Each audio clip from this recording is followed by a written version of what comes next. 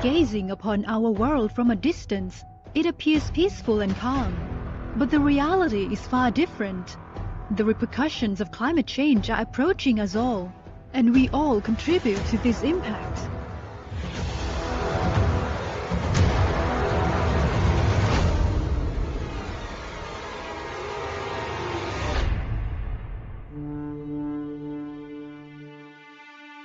By 2050, projections indicate that over 3 billion people will reside in various urban centers in the Asia-Pacific region alone. Urban activities are a key contributor to climate change. Cities are responsible for 75% of global CO2 emissions, with transport and buildings among the most significant contributors. And since 2012, the Asia-Pacific region has collectively been responsible for more than half of global greenhouse gas emissions yearly. The repercussions of climate change are imminent and befalling us all. Several Asian countries are among the top 10 countries most affected by climate change, with the Philippines ranked the 4th, India ranked the 7th, and Thailand ranked the 9th. It's time to act, and we have a joint responsibility to address climate change through urban development planning and design guided by climate data. That's where Urban Act comes in. Urban Act, or the Integrated Urban Climate Action for Low Carbon and Resilient Cities project, is a regional project that aims to support the transformation towards low carbon and resilient urban development and contribute to implementing each partner country's nationally determined contributions and the Sustainable Development Goals. Funded by the International Climate Initiative, or ICI, commissioned by the German Federal Ministry of Economic Affairs and Climate Action, or BMWK, Urban Act is implemented in 5 partner countries: China, India, Indonesia, the Philippines, and Thailand, with a duration spanning 5 years from 2022 to 2027. We aim to achieve 4 critical outputs. These outputs include improving the institutional environment for climate-sensitive urban development, using evidence-based, inclusive, climate-sensitive, spatial and urban planning, identifying project concepts for urban climate action investment, and enhancing knowledge through regional networking, exchange, and learning. Our collaborative partnership comprises the Deutsche Gesellschaft für internationale Zusammenarbeit GmbH, or GIZ, as a project leader, and the international partners consisting of the United Nations Economic and Social Commission for Asia and the Pacific, or ESCAP, United Cities and Local Governments Asia Pacific, or UCLG ASPAC, the University of Stuttgart, and TU Dortmund University, and national partners in each of the project countries.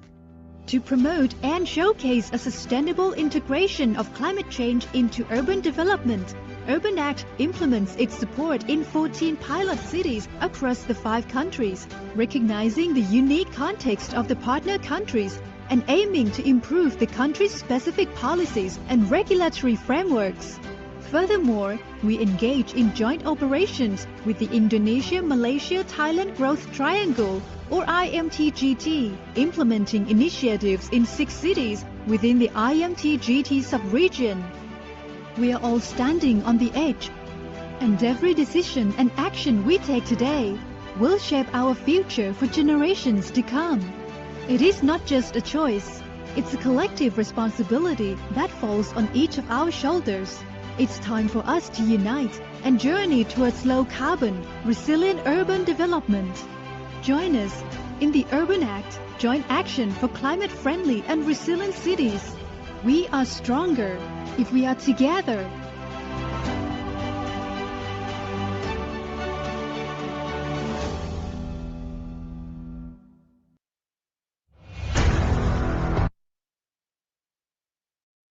Good afternoon, participants, and a very warm welcome to the 3rd Climate Conscious Cities Urban Act webinar of 2024, an untapped frontier matchmaking for city climate financing.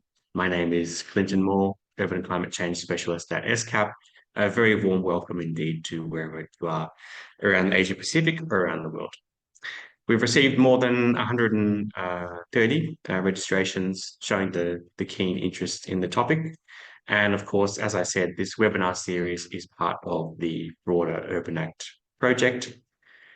And the key objectives of this webinar series are to increase the understanding and knowledge of participants to build climate action for low carbon and resilient cities, to communicate and raise awareness of key innovations for climate action, to build and enhance partnerships both within and beyond the Urban Act project, and to showcase best practices that can enhance Urban Act projects and the wider community around the region, of course.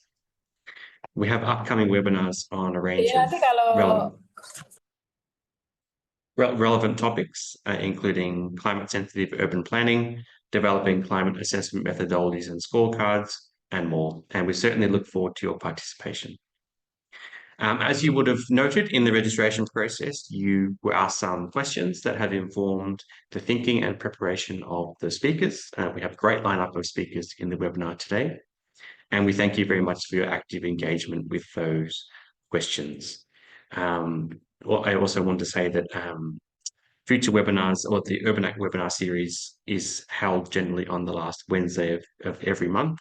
So please look forward to future editions. Just some housekeeping remarks before we begin. Please note that these webinars are recorded and will be available with the slides for viewing following each webinar. Please feel free to use the chat box during the webinar to interact with other participants, and please use the Q&A function to write your questions to the panelists. We're also pleased that we are able to offer you a certificate of participation to certify your attendance at the webinar by completing the feedback form, which we will give you the link later. So moving on to the substantive part of today. I certainly don't want to take too much time away from our speakers, but needless to say that this webinar is really about informing us about how cities can get the right know-how, resourcing and investment to access climate finance and how they could do this. So matchmaking in city climate finance refers to the process of connecting cities with potential sources of financing for project preparation and implementation for climate action projects. I don't wish to say any more because we have a packed schedule, I'm pleased to say, and I am very pleased to welcome our first expert speaker, the Secretary General of UCLG ASPAC, Dr. Bernadia Irawati Chandraderi. And I'm sure Dr. Bernadia is a very familiar person to you and a fantastic advocate for the role of cities and local government and the power of local voices and subnational authorities across the region. So without further ado, I would like to hand the floor to Dr. Bernadia to kick off the expert presentations. Thank you very much, Dr. Bernadia. Terima kasih. Terima kasih, Pak Clinton, for a nice introduction. And dear distinguished participants, speakers, and also Urban Act partners, very, very good afternoon and very good morning to some of you. I really like to extend my warmest welcome to all the participants. I think this topic is certainly attractive for many of you and maybe many cities and local governments, because this is about financing.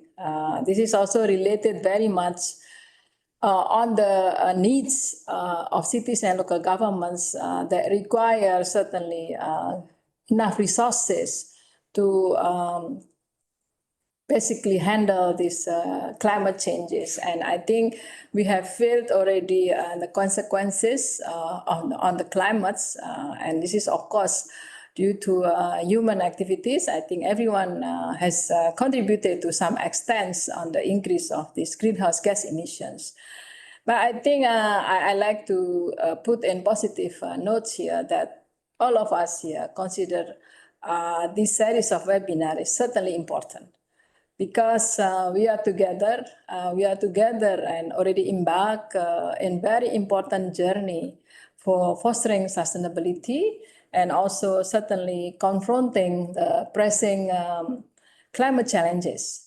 And we have here the keywords of benchmark, or this is certainly very important since this webinar certainly has been developed looking at the needs and based on the assessments that has been done for understanding what the needs of local governments here. And when we look at this financing aspect, certainly we need to look at also the enabling environment that available in our countries, your countries, my countries, everybody's countries. And this is why we have developed, as part of this Urban Act program or project, we have developed cities enabling environment. And one component that we look at is on climate financing. And this assessment has been done in 5 countries as part of this program. And what I like to highlight here is that every country is quite diverse. There is a need for specific condition on national budget allocation for climate actions attached to the national strategies or action plan documents. There are also several cities that do not have climate action plans, for example. But all fundings and resources mobilizations decision lies with the national governments. China, India, Indonesia, and the Philippines are classified better actually as class 4.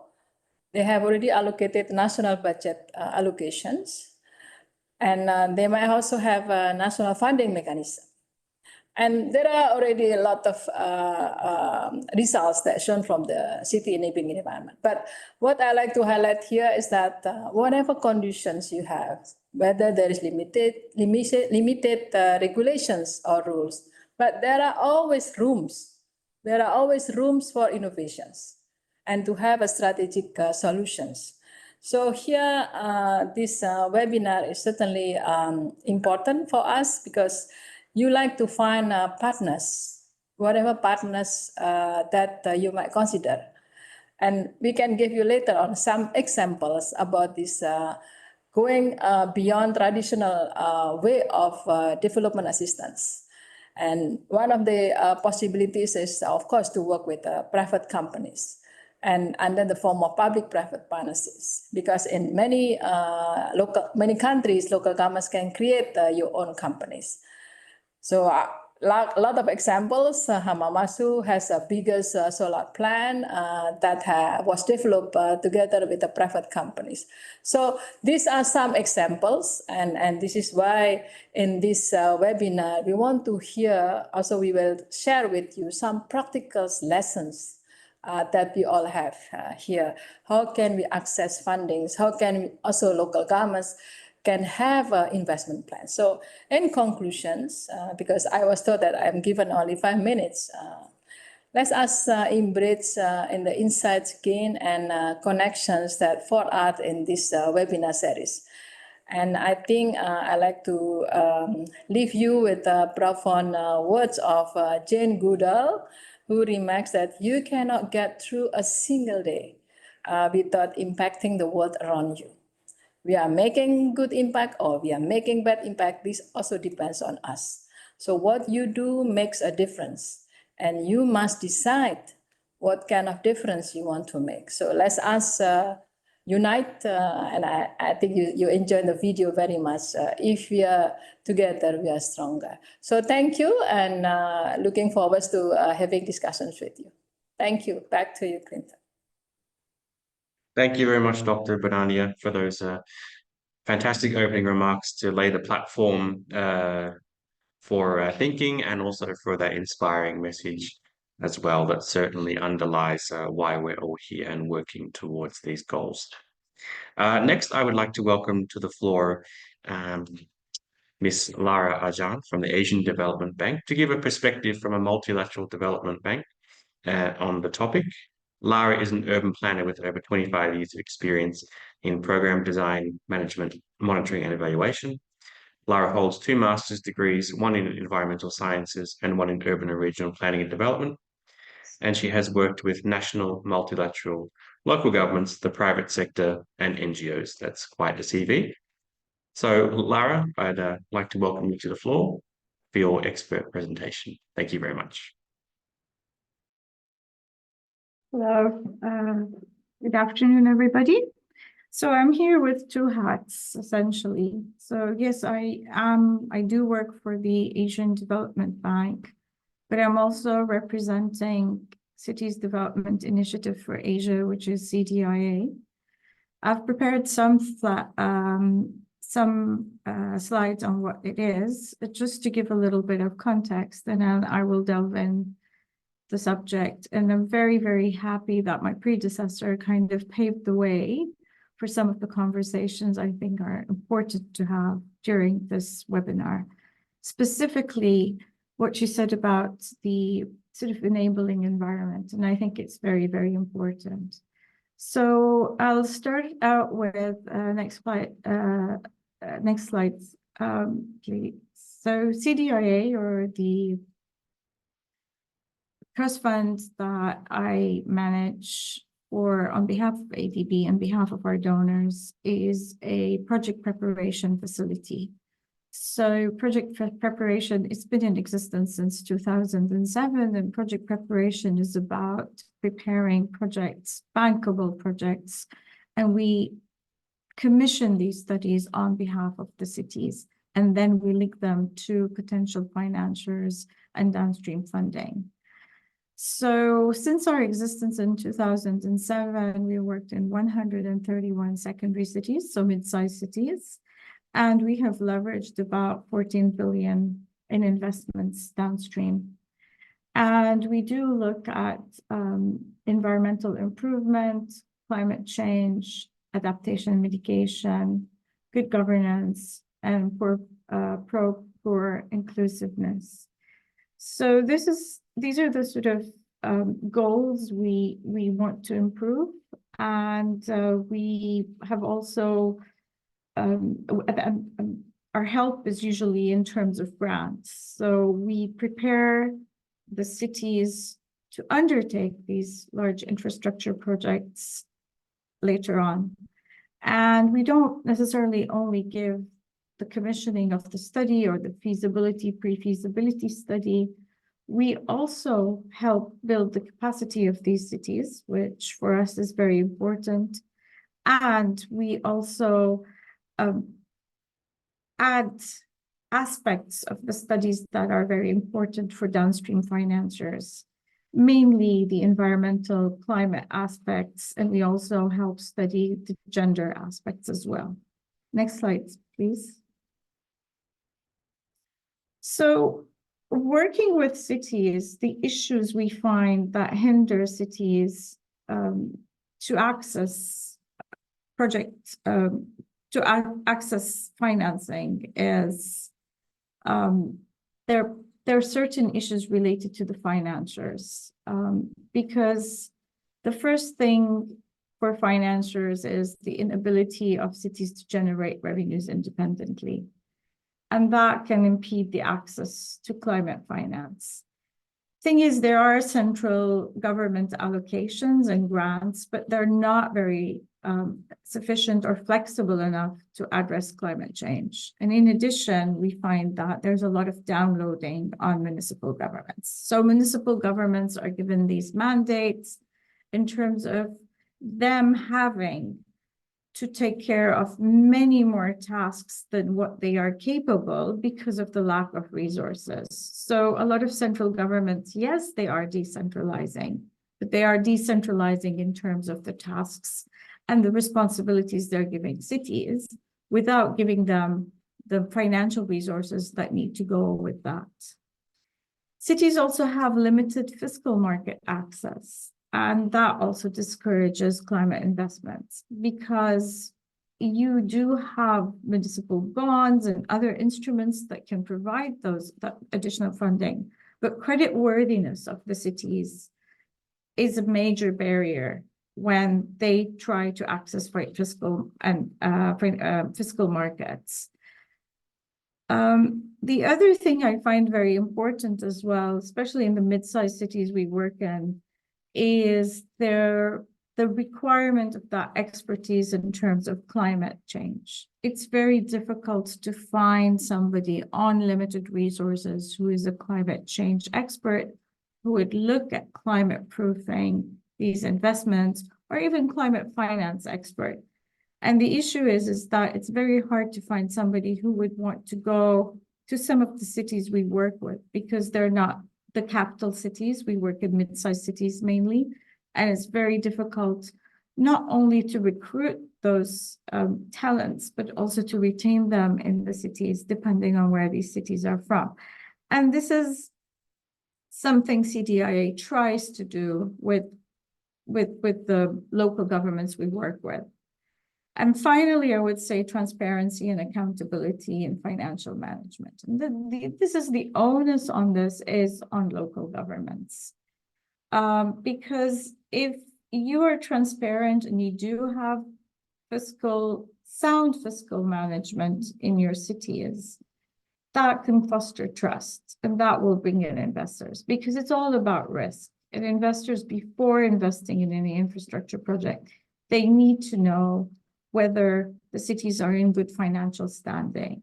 So I would say for this and for the credit worthiness, the onus is on the cities to strengthen their financial management and to also be more transparent in terms of their books, in terms of their budgets, in terms of their expenditures.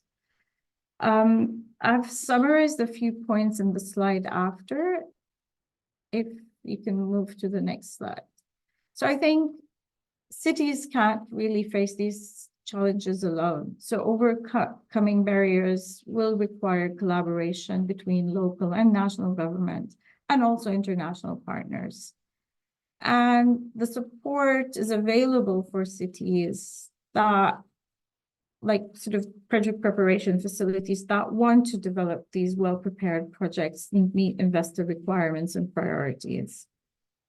And the key to unlocking climate finance for cities is their efforts also to bolster their institutional capacities, promote fiscal decentralization, enhance transparency and accountability, and foster these collaborations. So I think the message here is that everybody needs to do their part in order to meet these barriers, because it doesn't make sense if we're creating an enabling environment. And we do have these project preparation facilities as well that are able to enhance the capacity of cities and prepare bankable projects. But there still also is a lot of responsibility on the onus of municipalities themselves in order to enhance their transparency and to sort of, I would say, tidy up their fiscal management and increase their transparency and accountability. So it's not only one side of the equation, it's everybody involved who need to be doing their part in order to enhance cities' access to climate finance.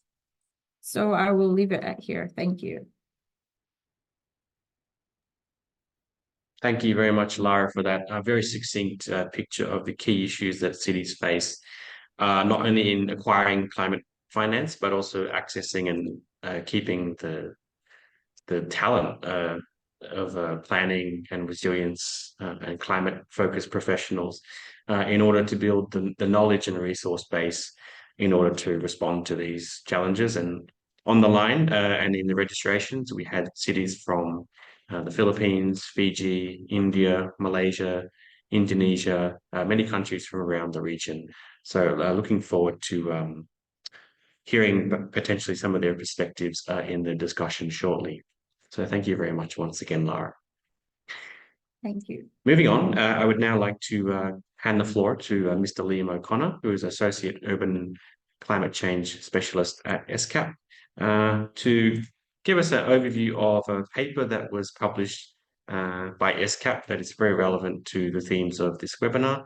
And Liam, without further ado, I'd like to hand the floor to you to give us an overview of that paper. Thank you. Thank you very much, Clinton. Yes, so hello everyone. Yeah, my name is Liam O'Connor, Associate Urban Climate Change Specialist with ESCAP. And we'd like to thank you very much for joining our third Urban Act Climate Conscious Cities webinar. Next slide, please. So first of all, as was mentioned, this presentation is largely based on a paper that was wrote on matchmaking for ESCAP last year, so titled Enabling Innovative Investments for City Climate Action. We'll have a QR code for this later as well, so that you can all have a look at it yourselves. So I'll start with a little background. Cities have nearly 60% of the world's population and are disproportionately vulnerable to climate change. And so there will be a need for significant climate action to support these cities over the coming decades. There's currently already a gap of around $7 trillion per year for climate investments, and only 10% of current financing goes towards adaptation. So closing this gap, specifically for adaptation, is crucial for climate resilient futures. Next slide, please. There are two key reasons for the climate finance gap that we see at the moment. One is that project developers and investors often struggle to find each other. The other is that cities often lack the capacity to develop financially attractive project proposals for their climate-related projects. Matchmaking then seeks to overcome these barriers by connecting cities with project preparation facilities and later on with investors. Next slide, please. So how does matchmaking work? Well, there are two main components to matchmaking. The first involves technical assistance. As cities often lack the expertise to prepare robust project proposals, matchmaking programs can either provide or help cities leverage technical support to develop bankable projects that meet investor criteria and are aligned with national policy objectives, increasing the attractiveness of those projects to the potential investors. The next step, and where the name comes from, is the matchmaking. Once projects are considered investor-ready, matchmaking can connect cities with financial institutions through either in-person events or online platforms. In-person events are generally easier to organize, but also have their limitations, namely frequency, network reach, and organizing costs. Online platforms, on the other hand, offer a centralized database, overcoming geographical limitations, and allows for a wider range of investors to browse investment opportunities. Next slide, please. Next up, this slide showcases some examples of different matchmakers and their corresponding online project pipeline platforms. I won't leave this up for too long as to not go over time, but these slides will all be available for you to look at after. Next slide, please. So here are some common challenges that were brought up in the report. First was insufficient project preparation for investor consideration. Due to funding constraints and a lack of expertise, project proposals from cities often have inadequate financial and technical details, making projects appear too risky for potential investors. This often leaves cities with no other options than to seek funding through public procurement with limited budgets, lessening the impact of their climate action projects. Another challenge is the lack of reporting on matchmaking success. Many programs will work with numerous projects, but the portion of successful connections remains unknown. This lack of data creates a knowledge gap, making it difficult for matchmakers to assess their own effectiveness and tailor their approach for the future. The final challenge concerns the difficulty of replicating matchmaking support across different contexts. Cities face diverse situations regarding development levels, political and economic systems, infrastructure capacities, and local geographies, which all influence the feasibility of project types, funding availability, and climate risks. Next page. Yeah. So what about solutions? Well, this slide explores two key solutions, namely blended finance and financial aggregation.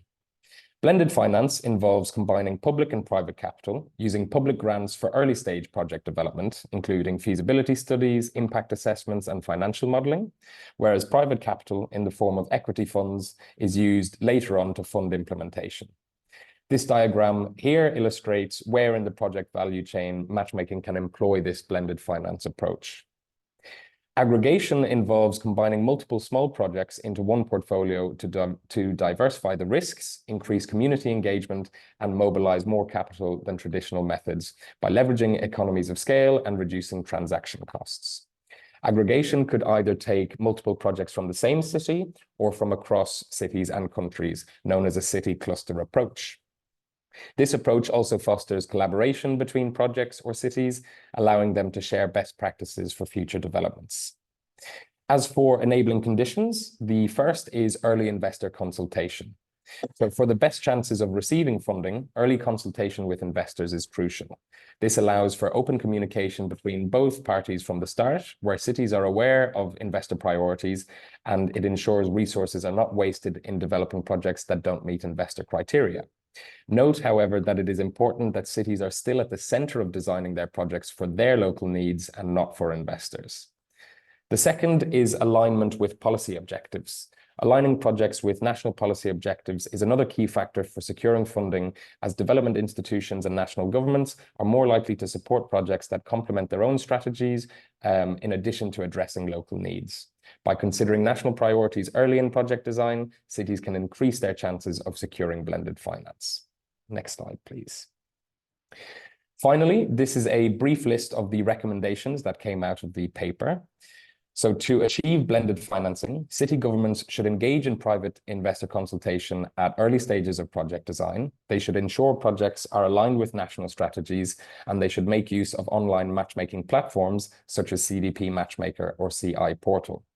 Financial institutions should support cities by providing lists of the project types that they are interested in funding over the next 12 to 18 months. To valorize financial aggregation, matchmakers should also consider a city cluster approach to increase the replicability and scalability of their interventions. And lastly, to improve the effectiveness of matchmaking efforts in the long term, matchmakers should also promote capacity building to equip local governments with the expertise and leadership for implementing projects and securing private finance in the long term. They should also adopt an impact assessment framework for monitoring and evaluation so that they can improve future program effectiveness. Next slide. So thank you all for listening. That concludes my presentation. Like I said, if you're interested in reading more on matchmaking, there's a QR code here so that you can scan and have a look at that. Thank you all very much. Thank you very much, Liam, for a very succinct and informative overview of that paper. I will hold for a little bit because the QR code and the link is there, but the slides will be available by email. Also, each webinar is uploaded to YouTube after the event. So for those asking in the chat if the slides will be available, yes. And also in the email, we share a link to the recording, which is also posted on the ESCAP YouTube channel.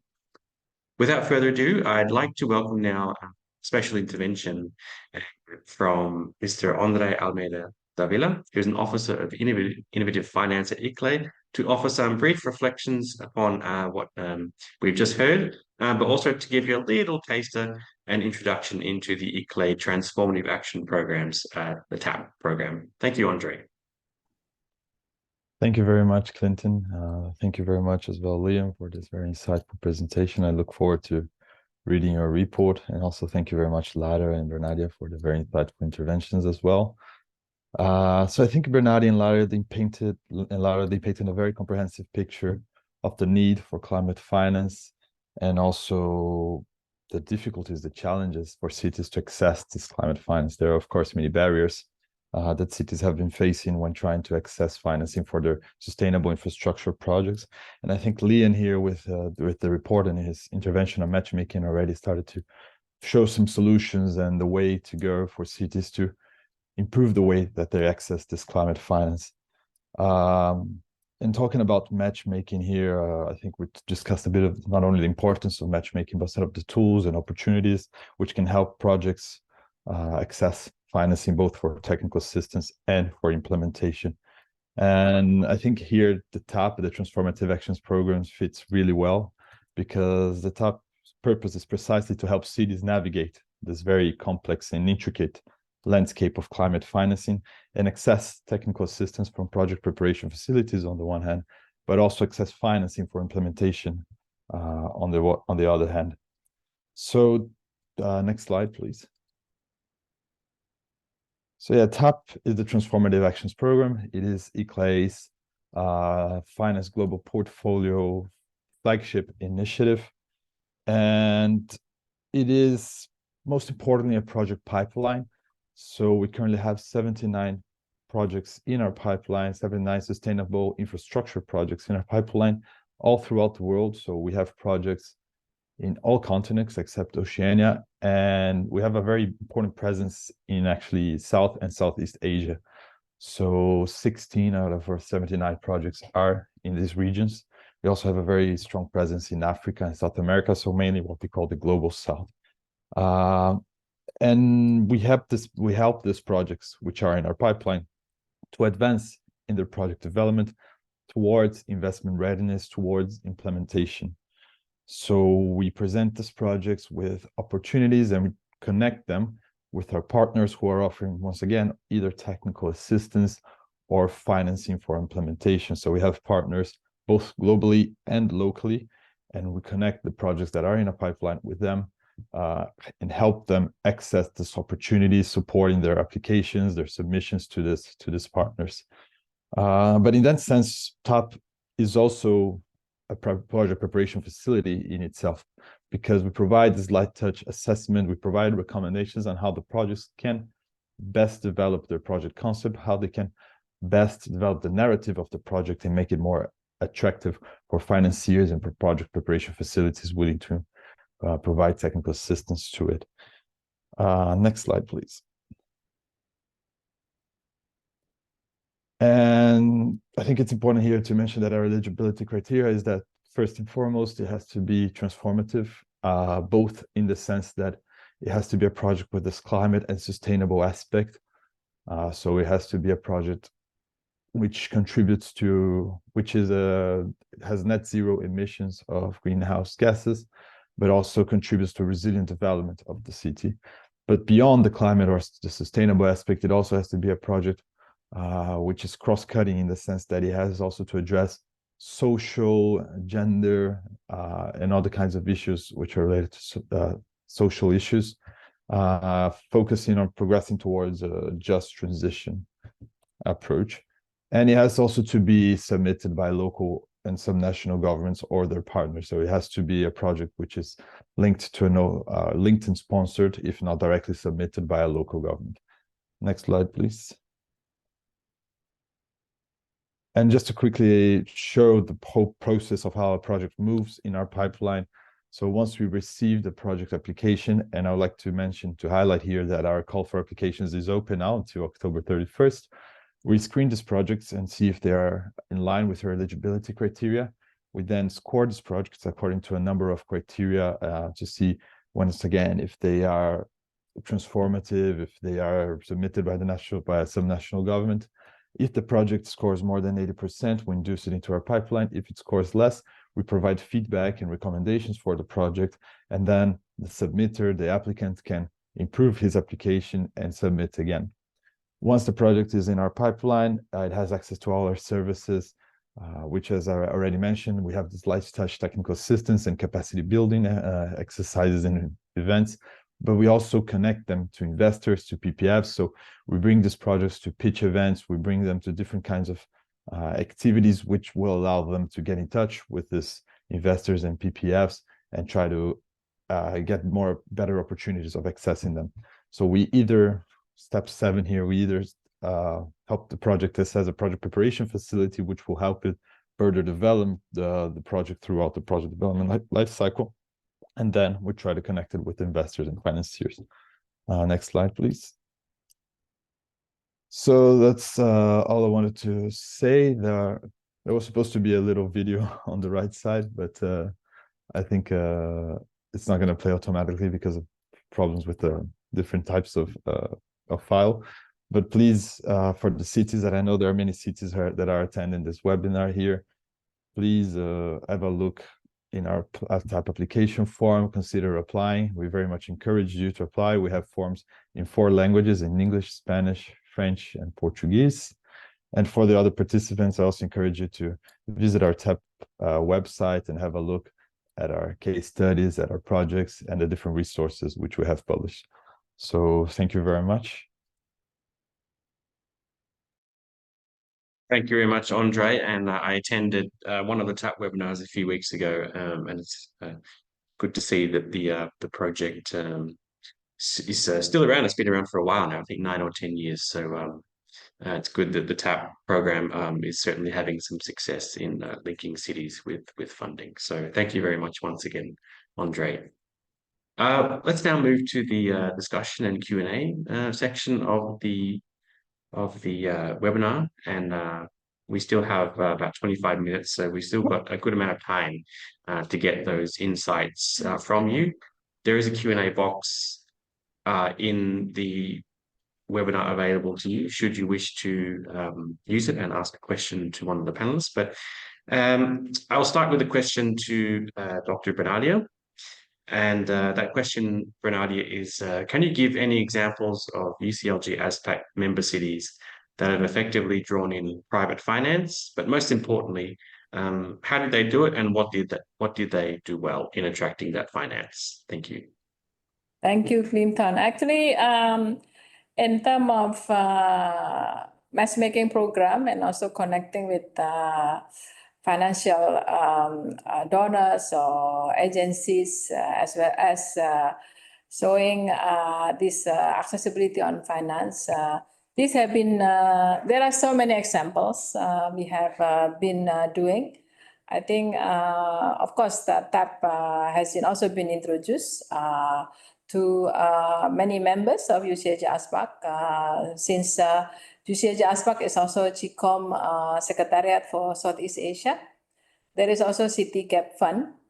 And there are many also examples like PPP. I think you recall our works with ESCAP when we developed this solid waste integrated resource, IARC integrated resource recovery initiatives that was done together with ESCAP, in which we managed to get the cost recovery by building this IRC facility. And this is just a few examples.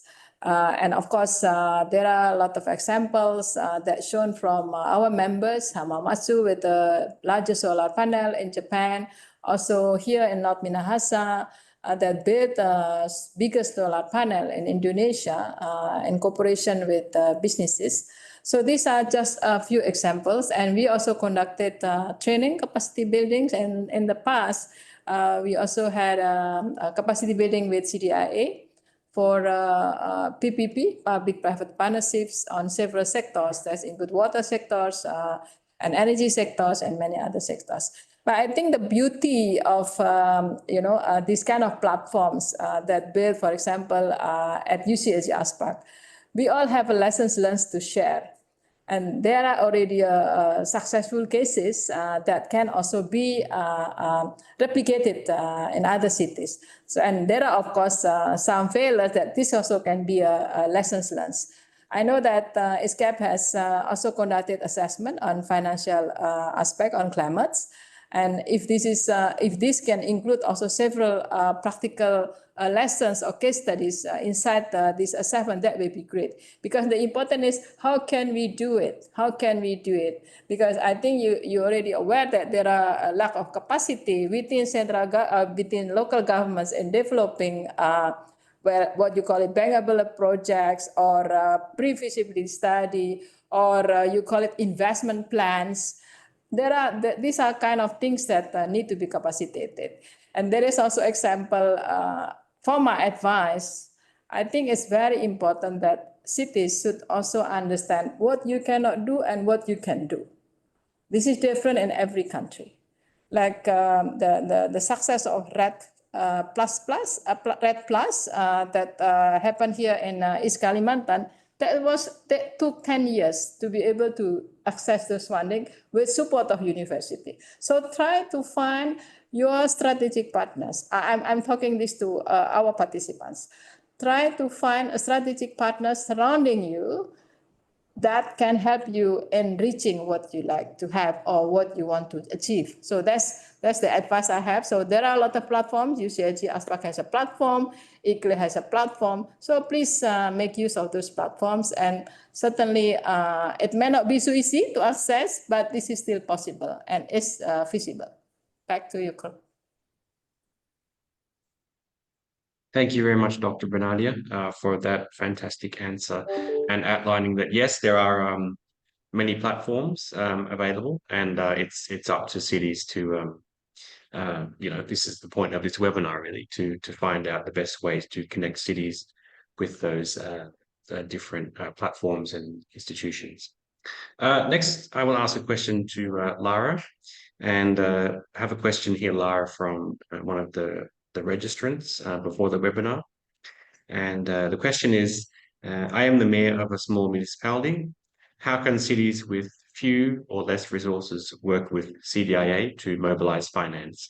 And I will say there was another similar question we got about cities from the global south with few resources, prioritizing sectors for investment and how to do that.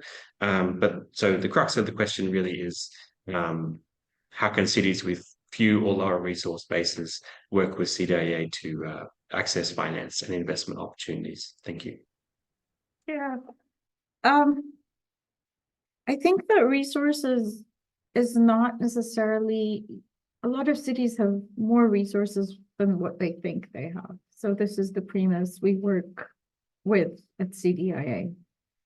So we do encourage cities to approach us and talk to us. And then if we feel, well, because it depends on where in the sort of cycle of grants they come in. And if they are in an opportune time, we will ask them to apply for the project preparation support. And we usually help them to apply for project preparation support. And we also fund the study, so the city doesn't necessarily have to think a lot about financial resources, but I think cities should think a little bit more in terms of what they have to offer. So with all our projects, we do ask for in-kind. So in-kind can be a few experts who are going to be looking at the study, reading it, and also commenting on it. We do ask cities to offer us logistical support. We do ask cities to offer us equipped offices if they're able to, or internet connection. So there are many other ways that they can sort of stretch the resources they have to support the study. It doesn't necessarily mean it has to be financing, but as you know, for the pre-feasibility study or the feasibility study, CDIA will be able to put up resources to conclude that study and give the cities that study. Now, when it comes to infrastructure prioritization, there are many ways of doing it. But I think everything has to start with the city's strategic plan. So even a mid-sized small city, they need to have some sort of vision, right? Once that vision is there, I think they need to be able to gather data as much as they can, because you do want these sort of data-informed decisions when you're prioritizing infrastructure. And then other aspects to look at would be basically what kind of services you aspire and what are the important services that you need to give your growing population. And the other thing would be infrastructure. So what kind of infrastructure you need to prioritize? Usually it is infrastructure that would catalyze economic development, contribute to climate resilience, or enhance interconnectivity within the city or with sort of cities around it. So I would say roughly these are things to consider when prioritizing infrastructures, but I have to say also that they are tools. So CDIA, for instance, has a tool called SIP, and we can come in and help cities prioritize their infrastructure, sort of long laundry list of things that they need to do. But we could look at what the city, basically the city's financial standing and what the city needs, and help the city prioritize the infrastructure. So we could do that with any given city. We're also sort of, I think right now, talking with Urban Act in order to offer that kind of training. So on this tool, but this doesn't have to say that this is the only tool out there. There are other tools and there are other organizations doing this kind of prioritization work. Thank you. Thank you very much, Lara. And I like that line that you said. A lot of cities have more resources than they think. Yeah, I think there's certainly, as a former local government employee myself, there's certainly ways to be innovative in your thinking and the way that you perhaps do more with less, which is often the case these days. Would you have a question in the box? And it is for Andre, if he doesn't mind answering it. And it's about the TAP project. So the question is from GIZ. And the question is, will TAP invest in project implementation, or TAP will only help cities to prepare proposals or develop ideas to apply to potential donors and funds? Thank you. Thank you, Clinton, and thank you, Trong, for the question. So no, TAP does not provide funds for implementation. We also don't provide the funds themselves for the technical systems. As we mentioned, we help the cities develop this project concept, and we help them develop their narrative around the project so they can better access both PPFs and financiers. So we help cities. We can even provide direct support for the cities to prepare their expressions of interest, to prepare their applications for different PPFs. But we do not give resources for funding for finance implementation itself. Okay. Thank you very much, Andre, for that, for the answer.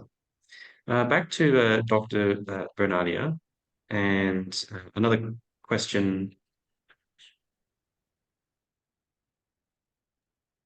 Another question from the pre-registrants.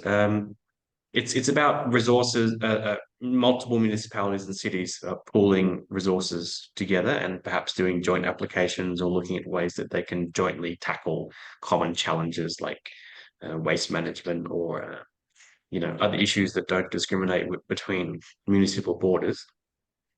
And the question was, how common is it for cities to pool resources, bring resources together with other municipalities for financing, and how could this be done well? Thank you. Thank you very much. Actually, the willingness of cities to work together is high. This is not only within the country, but also cross borders. Before answering the question about pooling resources among municipalities, maybe I give you another example how through this humanitarian development initiative Nexus, the local governments in South Korea help other local governments in developing country develop a project proposal for getting funding from KOICA. And also there is another example of UCLG ASPAC in which we started having a business matching event, looking at possible investors, because we are not only thinking of having technical assistance, but how the plans can be executed. So this is why we go beyond making a plan, climate action plans, but also need to execute it. So it's really ideal if municipalities can pool resources and develop together a very good infrastructure that can also gain those municipalities. But sometimes there's limitation on regulation and laws. So in some countries. But I think this is very important that we have to think of possibility of transboundary cooperation in which we can all pull together and develop a good infrastructure. But I think we need to be supported by a good regulation or enabling environment for them to implement those. So there is always a limitation in doing so. But as far as I know that this also work in Europe, but not quite still limited in Asia, particularly in Southeast Asia. But I really like to hear also from participants if there are good examples of pooling resources together, especially those within the borders, if they can do together. Because what I can see here in Indonesia, they are supporting other country because they have a solid waste of final disposal site in their location, but not pool all together to create a good infrastructure for all. So this is what just example that we have. Basically, rich city contribute to other cities because they have their facilities that located in their other city. So this is what I can answer that, Clinton. Thank you. Okay. Thank you very much, Dr. Bernardi, for that answer. Yeah, that question actually came up quite a lot in the pre-registration questions, and is frankly a common one in terms of municipalities being able to tackle common challenges together. So thank you for that answer. The next question I may throw to Lara, and it's from Pushpa Patak, and it says, this is a question to all panelists, but I will direct it to Lara. And it says, the idea of matchmaking in climate finance is new and useful. My question is, who can be matchmakers? Only international funding agencies and platforms? Or are there others, including domestic players and experts? I don't think matchmaking is, I mean, it also depends on what our definition of matchmaking is, right? So I'm thinking that here in this forum, it is more of a very sort of flexible definition. It doesn't necessarily mean just putting people with the investor, but it also includes the other things that you need to do on the upstream before reaching the study that you can link to downstream financing.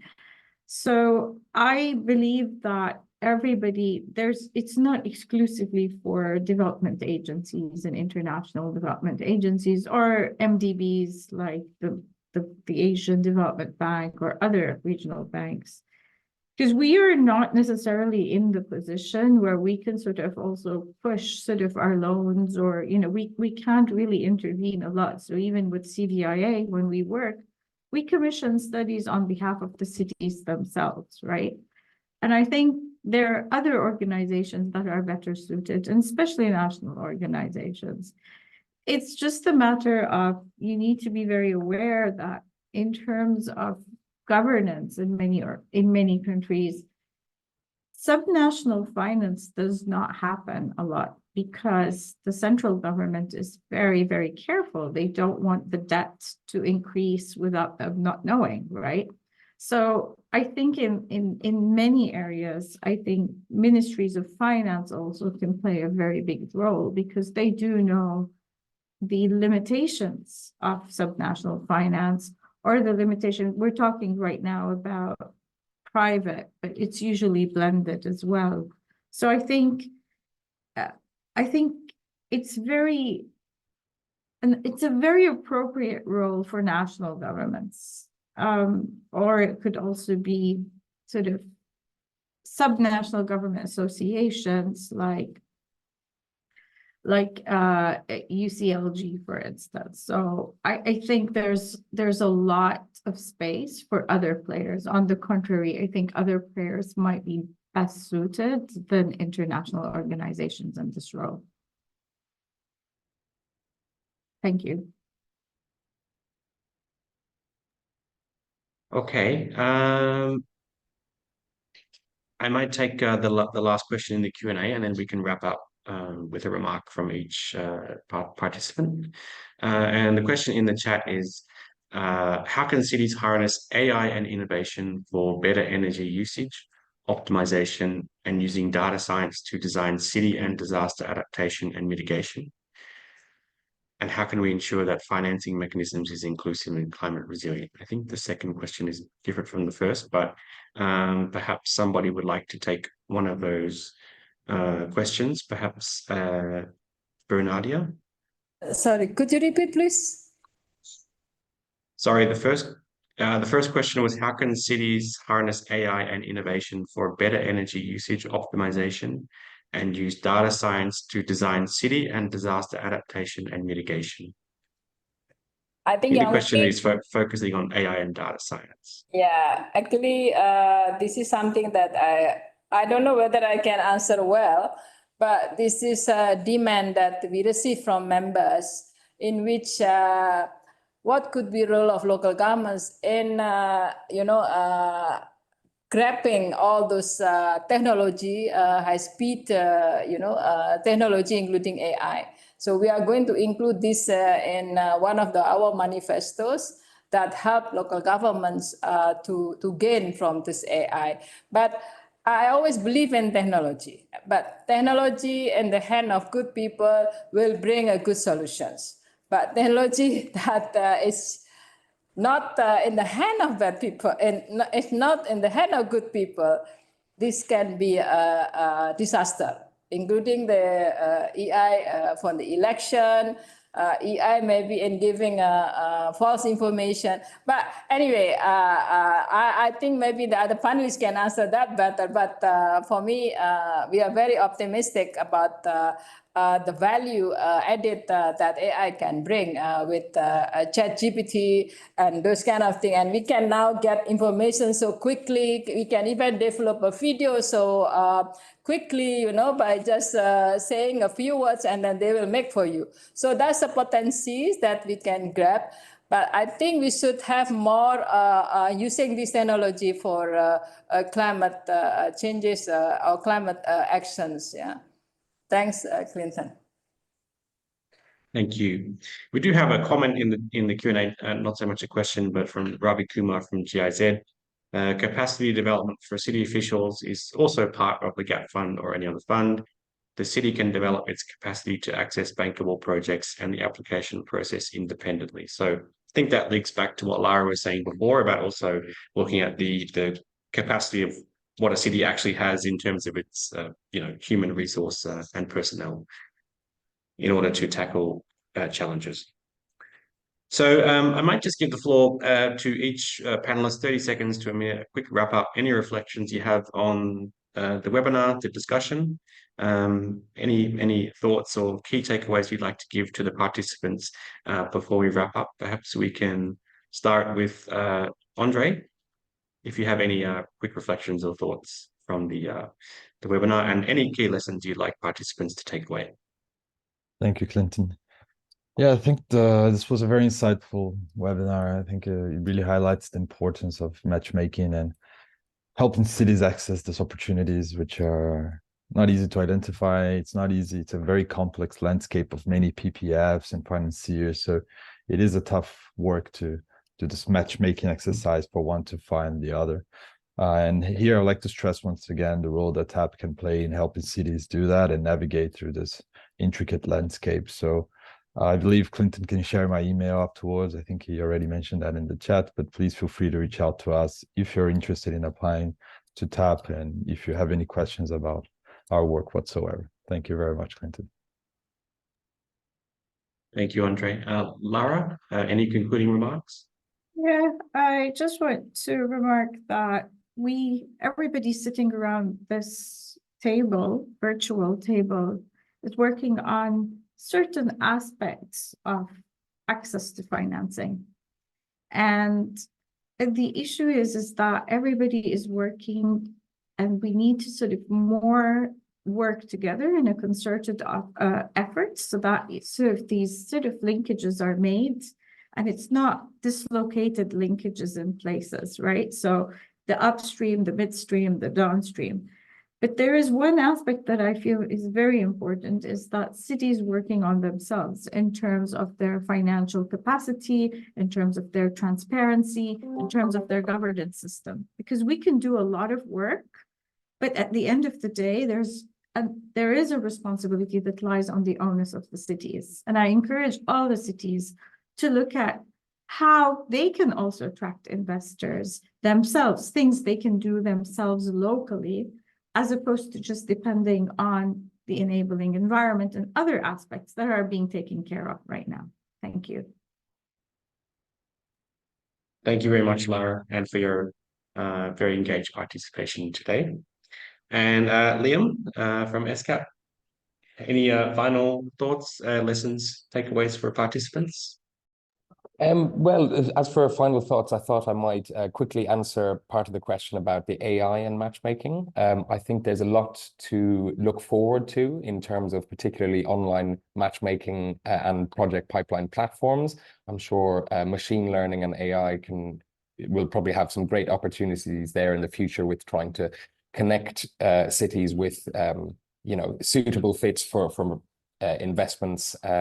And I think AI will play a large role in that going forward.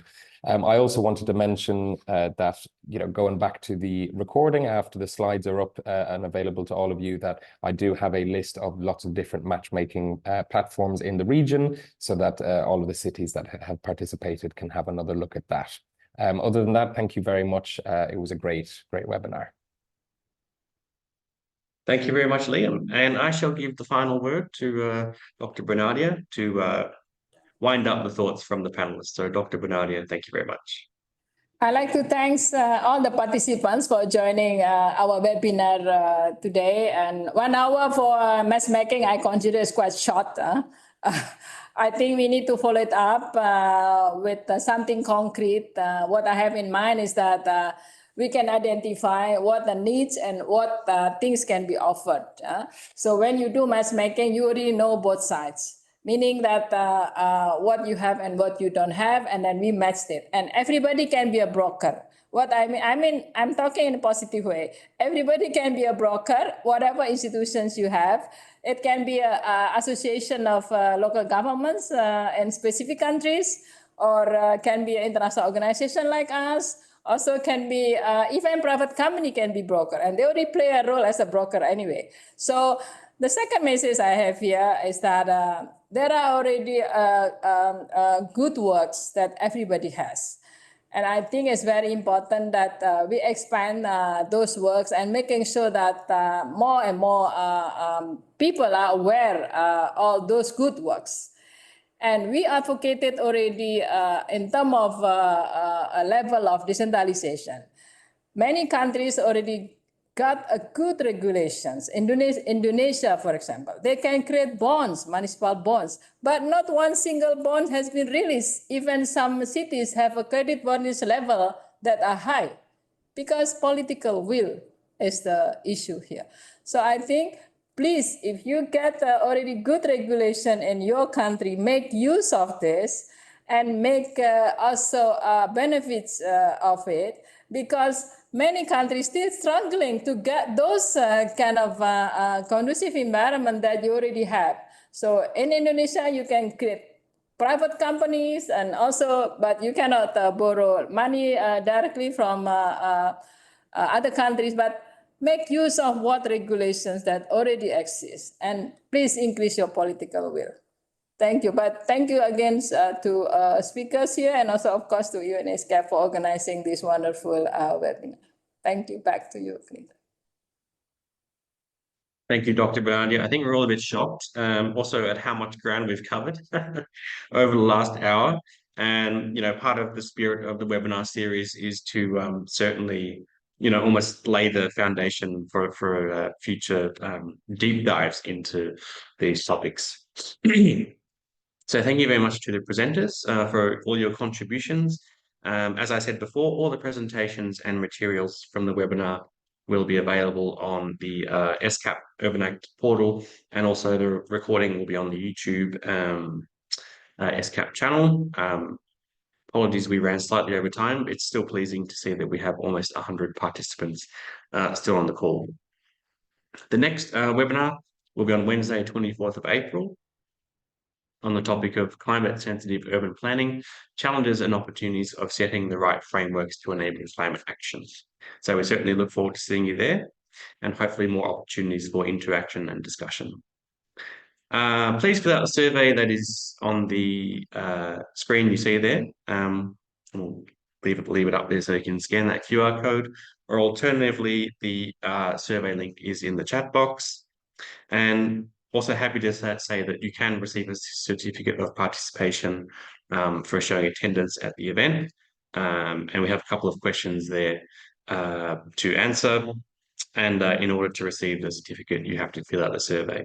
So on behalf of Urban Act partners and all of the panelists and the entire Urban Act team. I'd certainly like to thank you very much for your active participation and engagement.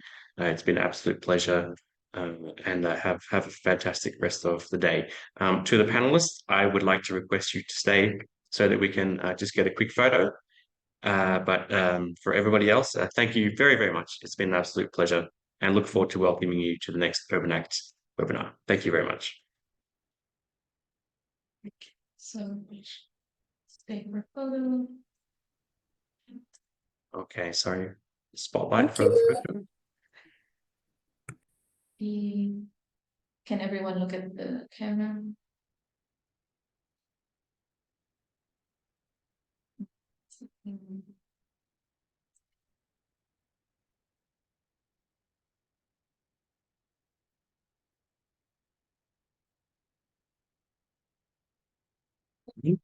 Oh, good.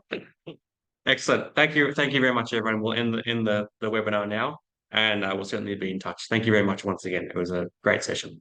Thank you. Bye-bye. Bye-bye. Thank you. Bye, Bye-bye. everyone. Thank you. Dah.